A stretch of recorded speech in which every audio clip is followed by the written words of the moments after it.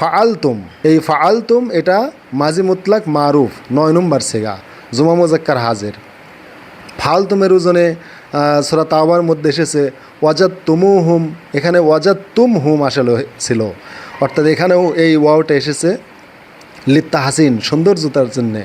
এখানে আল্লাহ তাআলা সূরা হুজরাত উল্লেখ করেছেন কারিহ তুমু হু, অর্থাৎ কারিহ তুম হু আসলে ছিল। এখানে আল্লাহ তাআলা সৌন্দর্যতার জন্য নিয়ে এসেছেন। সূরা কাহাফের ১৬ নম্বর আয়াতে আছে এই তাজহাল তুমু হুম। তাহলে এইগুলো সবই আল্লাহ তাআলা কোরআনের সৌন্দর্যতার জন্য নিয়ে এসেছেন। অতএব এই প্রকারের ফেলের আলোচনা মিজানে নেই, মিজানের শুধু এসেছে ফাল তুমের আলোচনা। এখানে ফাল তুম যদিও আছে, কিন্তু ফাল তুমু এটাও যদি কেউ বলে তাহলে সেটা বৈধ এবং এটা আল্লাহ তাআলার কোরআনে বুঝতে আরও ভালো সহায়ক হবে। অতএব এখানে ফাল তুম বা ফাল তুমু অর্থাৎ মিমের পরে একটা এখানে মিমের পর একটা ওয়াও লাগানো যায়, এটা বৈধ আছে, এটা আল্লাহ তাআলার কোরআন অনুযায়ী এটা বৈধ, এটা আরও অধিক সৌন্দর্য হয়।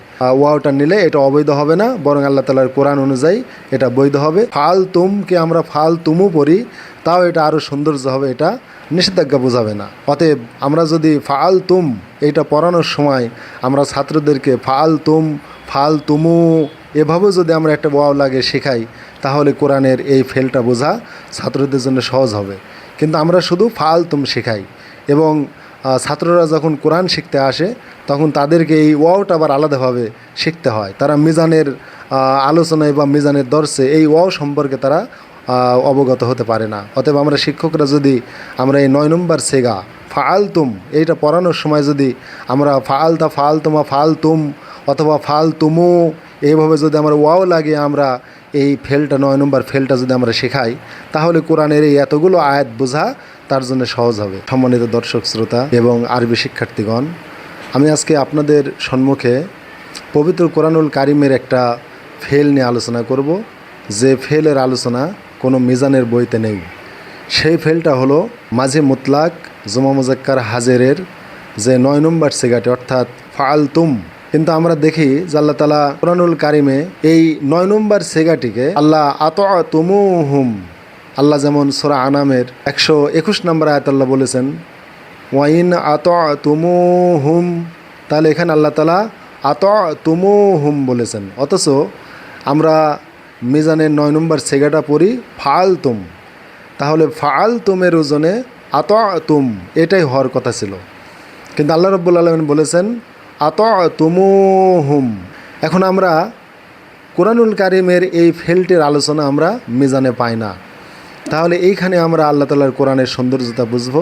যেহেতু এই ফেলটির আলোচনা মিজানে নেই, তা আমি আপনাদেরকে কোরআনুল কারিমের এই ফেলটির আমি আলাদা আলোচনা করছি, যাতে করে আল্লাহ তাআলার এই আয়াতটির সঠিক অর্থ এবং এর সৌন্দর্যতা আমরা উপলব্ধি করতে পারি। তাহলে এখানে আল্লাহ তাআলা বলেছেন ওয়াইন আতাতুমুহুম, আসলে ব্যাকরণের নিয়ম অনুযায়ী হওয়ার কথা ছিল আতাতুম অর্থাৎ ফালতুমের ওজনে। এই আতাতুম এই আতোয়া এটা হলো ফেল অর্থাৎ ফেলে মাঝি, যেটা হচ্ছে ফেলে মাঝি মুতলাকের ৯ নম্বর সিগা ফালতুমের ওজনে। এখানে তুম জমির আছে, এই তুম জমিরটাকে আমরা ফাইল বলি, যা বহু বচন বোঝায়, অর্থাৎ তা তোমা তুম, তাটা এক বচন, তোমা ২ বচন, তুম বহু বচন। আসলে এখানে তুম সমস্ত অংশটুকুই বহু বচন না, তারটা হলো ফাইল, এই ফাইলকে বলা হয় জমিরে মুত্তাসিল।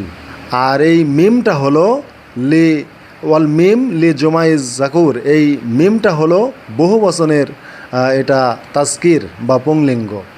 অতএব তুম মানে এই তুমটাই পরিপূর্ণ ফাইল না, বরং এই ফাল তুমের মধ্যে তুটা ফাইল আর এই মিমটা হলো লি জুমাইজ জাকুর, এটা হচ্ছে বহু বচনের পুংলিঙ্গ বোঝায়। তারপরে এখানে যে ওয়াও আছে অর্থাৎ আতাতুমুহুম, এই যে এখানে আমরা যে ওয়াও লক্ষ্য করছি আতাতুমু, এই যে মিমের পর একটা ওয়াও, এই ওয়াও কিন্তু মিজানের বইতে নেই, কিন্তু আল্লাহ তাআলা এই ওয়াওটা নিয়ে এসেছেন। এরকম ওয়াও কোরআনের অনেক জায়গায় আছে, যা আমি পরে দেখাবো। তাহলে এই ওয়াওটা এসেছে লিত্তা হাসিন সৌন্দর্যতার জন্যে।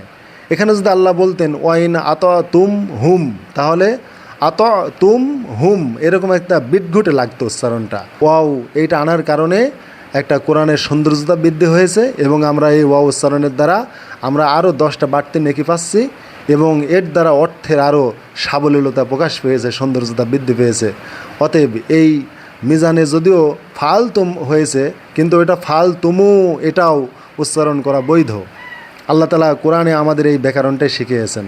তাহলে আমরা ওখানে ফাল তুমকে আমরা ফাল তুমু এভাবে আমরা পড়তে পারি। এটা সৌন্দর্যের জন্য পড়া বৈধ যদি তারপরে মাফুল থাকে। তাহলে এখানে আমরা লক্ষ্য করছি যে ওয়াওটা আল্লাহ তাআলা সৌন্দর্য আনয়ন এনেছেন।